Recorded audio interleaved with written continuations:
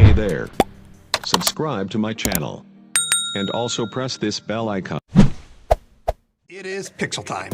Instead of two different sizes, well, in addition to two different sizes, this year Google made two different phones. There's the $499 Pixel 4a 5G and the $699 Pixel 5. And I'm reviewing them together because even though they have different names, they are very similar phones. I think of them as the no-frill standard phone and the kinda fancy upgrade. Just kinda fancy though. Google isn't trying to beat the flagships with the Pixel 5, and it's not exactly breaking new ground with the Pixel 4a 5G. They're good, but neither one of these is gonna blow you away. Not in terms of hardware features, or in terms of speed, or price, or even in terms of camera. But because Google isn't overreaching, it means that neither one of these phones is going to let you down. All right, look, we're trying to fit two phone reviews into a single video, so we should really just get to it. Google doesn't want the Pixel to be flashy. It never really has. These phones are simple and they feel simple with matte finishes and slightly rounded corners. You've got a square camera bump on the back next to a rear-mounted fingerprint sensor. The screens on both are flat with big round cutouts for the selfie cameras inside the screen. I think the design is pretty clean and classic, but I get that the line between classic and boring is thin, and these phones are right on that line. Now, even though the Pixel 4a 5G and the Pixel 5 look very similar, there are subtle differences when you start to look at them closely. Let's start with the Pixel 4a 5G.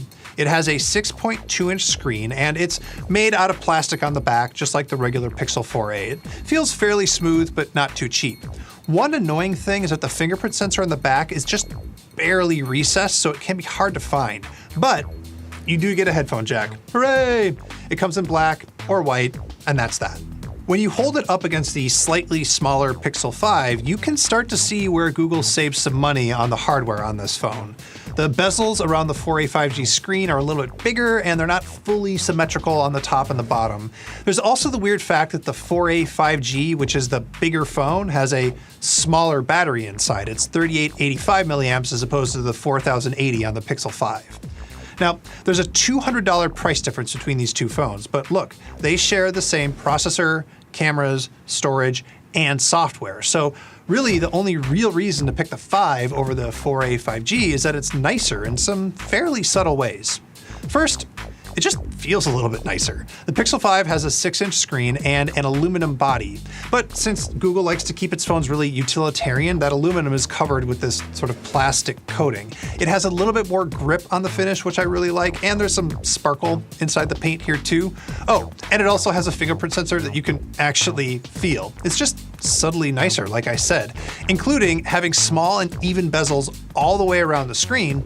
The Pixel 5 technically has stereo speakers, but one of those speakers is a panel audio speaker, which works by literally vibrating the screen to make sound. It's cool for phone calls because you can put your ear wherever, but for watching videos or playing games, it means that one of the speakers is kind of weak and tinny. You also get wireless charging thanks to a hidden cutout here underneath the aluminum. There's a high 90 Hz refresh rate screen and 8 gigs of RAM instead of 6, which is on this one. You can also get it in a sorta sage color in addition to black. I obviously prefer the Pixel 5, but again, you're paying $200 for nicer things, not really better performance. So let's talk about performance. Both of these phones have a Snapdragon 765G processor, which is not Qualcomm's very fastest chip. But it might be the Qualcomm chip with the best balance of performance and battery life with 5G. Even though these phones don't have the biggest batteries in their class, they're lasting all day for me, and then some. On the 4a 5G, I hit 6 hours of screen time. And then on the Pixel 5, I just attacked it. I did 3 hours of GPS tracking on a bike ride. I played 2 hours of xCloud games, streaming from the cloud. I did a few hours of other stuff, and I still got from 6 a.m. to midnight with that very heavy use. The bottom line is that battery life is way better than on the Pixel 4. Google also added an extreme battery saver option, which just turns off a bunch of apps in the background unless you put them on an approved list. I think a second battery saver option is dumb. I think it's dumb that they called it extreme, and I think it's sad that Google thought it was necessary because battery life is fine. And so is speed and performance. I have reviewed a ton of Android phones with a top-flight Snapdragon 865 processor, so I can feel when big, heavy apps like big games launch a little bit more slowly, but it's not noticeable in everyday use. And since the Pixel 5 has a 90 Hz high refresh rate screen, things like scrolling and animations are really nice and smooth. Google's version of Android is still clean and easy to use, and you get Android 11 out of the box. I really like how Google does things on Android. It's always just a little bit less fiddly than other versions. But I admit you don't get a lot of flashy features. But I mean, there are a couple that are neat. You can have the Google Assistant sit on hold for you, so you don't have to listen to the hold music. And the voice recorder app on the Pixels can output these little automated videos that show a transcript as you speak. It's kind of fun. Google is joining the rest of the US 5G hype industrial complex and trying to make us believe that 5G is a huge deal right now and you're going to get incredible speeds with it. But unless you're very lucky in where you live, you won't. For me in Oakland, 5G on Google Fi is no faster than LTE, and sometimes it's slower. Oh, and if you want the 4A 5G's slightly bigger screen and you're on Verizon, you have to pay $100 more because Verizon's millimeter wave flavor of 5G is more expensive. Also, really hard to find.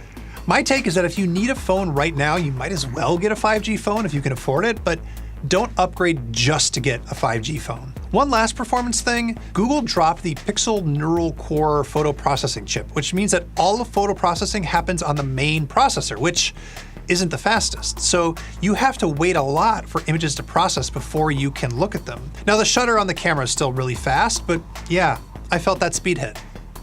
Oh yeah, the Pixel camera. We should talk about that. The camera has always been the Pixel's key strength, and the new thing this year is an ultra-wide camera instead of a telephoto one. Finally. The really good news is that the cameras are as good as they've always been on the Pixel. But that also means that they're just as good as they've always been on the Pixel. There is some tweaking around with how images are tuned, there's some new features that I really do love, and some improved video, which was always the Pixel's weak spot. But the bottom line is that Google hasn't really pushed the state of the art here, and everybody else is kind of caught up. The cameras on the Pixels are really good, but then so are Apple's and Samsung's and OnePlus's.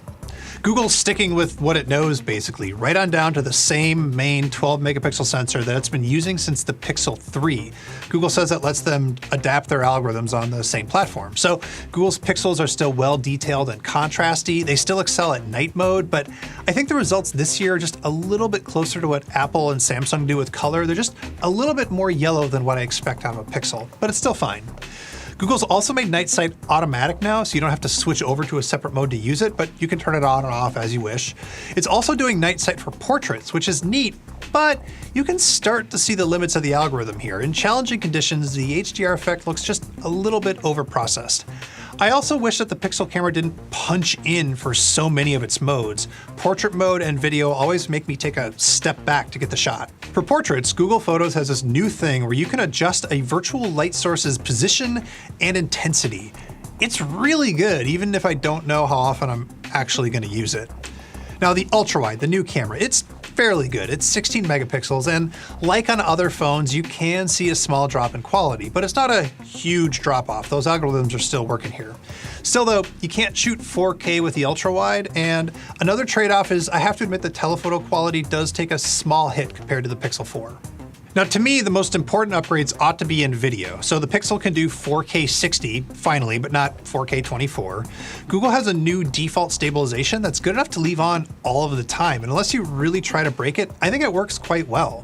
There's 3 other stabilization modes. So there's locked, which just keeps the image in frame and steady like the phone is on a tripod, and it's actually kind of incredible. Active is for when you yourself are bouncing around when you're walking or on a bike or whatever. And then there's cinematic pan, which is basically just slow-mo with some extra stabilization. It is really cool, but it drops you down to 1080p. Now these stabilization modes are not the most amazing quality that I've ever seen, but they do let me pull off shots that I might not have been able to have gotten in the first place. They simplify some camera techniques that are hard for an amateur like me to pull off. On overall video quality, I do think Google has improved, and it makes good choices on focus and lighting, but it still really isn't quite as good as what the flagships have been doing this year. At the end of the day, the Pixel is still my favorite phone for taking photos because I love the Pixel look, I love the overall quality, and I love the low light performance. But instead of being my favorite by a huge margin, this year it's my favorite by a small margin. And I have to admit, other phones have a little bit more versatility because they've got, more lenses and slightly better video.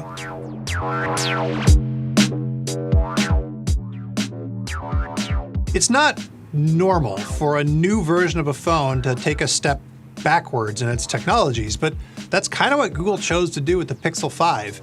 Ambient EQ in the display, Face ID, the Soli radar gesture thing, and Google's custom neural core image processing chip, they're all gone and they've been replaced with simpler technology. It's good and reliable technology, but yeah, that's weird. Google did all that to bring the cost down though, and I think that's not a terrible move. The Pixel line, and especially last year's Pixel 4, has always struggled to compete at the top end of the market. So instead, this year, Google's just aiming right down the middle, and that feels more true to what the Pixel has always been, a very nice mid-range phone. But again, lots of mid-range phones are very nice now. The OnePlus 8T, the Galaxy S20 Fan Edition, and the iPhone, they all cost about the same as the Pixel 5, and lots of them beat it in important ways. And the Pixel 4a 5G is even a little bit weirder. You're paying $500 or $600 for the benefit of 5G and a bigger screen, but you lose out on features that are actually kind of common at that price range.